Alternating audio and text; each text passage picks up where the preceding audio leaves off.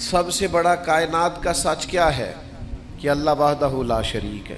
یہ کائنات کی سب سے بڑی صداقت ہے، سب سے بڑی حقیقت ہے، سب سے بڑا کائنات کا یہ ضابطہ ہے کہ اس مخلوق کا خالق، مالک، رازق اللہ ہے۔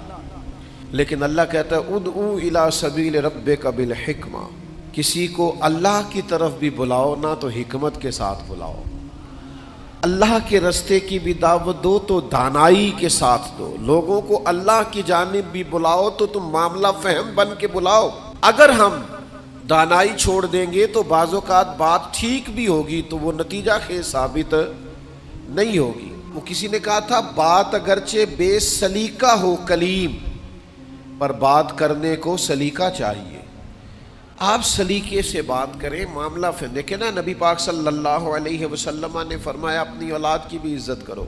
حضور کے مناسب میں سے ہے دانائی سکھانا، اپنی اولاد کو بھی اکرام سے پکارو، آپ ان کا نام بھی اچھے لہجے سے پکاریں، ان کے لیے بھی آپ کے لب و لہجے میں مٹھاس ہونی چاہیے۔ لیکن ہمارے ہاں یہ ہوتا ہے کہ بہت ساری جلد بازی، بہت ساری طبیعت کا الجھاؤ، بے چینی، بے قراری، ہر چیز کو سختی سے ٹھیک کرنے کی کوشش کرنا۔ ہوتی ہیں بعض چیزیں بھی سختی سے ٹھیک، لیکن ساری چیزیں سختی سے ٹھیک نہیں ہوتی۔ آپ نہایت معاملہ فہمی کے ساتھ، نہایت تدبر کے ساتھ حضور لوگوں کو دین کی طرف بلاتے تو بڑے کمال انداز میں سرکار دعوت دیتے، اللہ کا پیغام دیتے تو اس میں اتنی مٹھاس ہوتی کہ دلوں میں بات گھر کر جاتی۔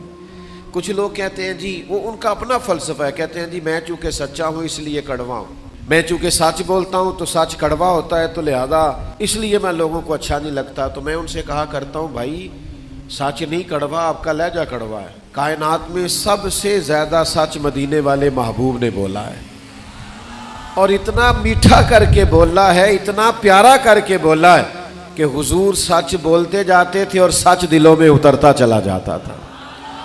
سچ بولیں لیکن خوبصورتی سے، لیکن محبت سے، لیکن دانائی سے۔ یعنی ایک صحابی آئے تو ان کے چہرے پہ بڑا جلال تھا اور ان کے لہجے میں بڑا غصہ تھا، اور وہ بڑے بے چین اور بڑے بے قرار تھے کہ یا رسول اللہ میں ان مشرکین کو چھوڑوں گا نہیں۔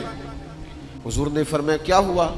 یا رسول اللہ وہ آپ کا نام بگاڑ کے لیتے ہیں، وہ بگاڑ کے نام لیتے ہیں اس لیے کہ وہ کہتے ہیں اگر ہم محمد مان لیں تو محمد صلی اللہ تعالی علیہ وسلم کا تو مان ہے جس کی بار بار تعریف کی جائے، تو وہ نام بگاڑ کے لیتے ہیں، اور نام بگاڑ کے آپ کو برا بھلا کہتے ہیں۔ تو سرکار مسکرائے، فرمایا پتہ نہیں وہ کس کو برا بھلا کہتے ہیں، پتہ نہیں وہ کس کا نام بگاڑتے ہیں، مجھے تو اللہ نے محمد بنا کے بھیجا ہے۔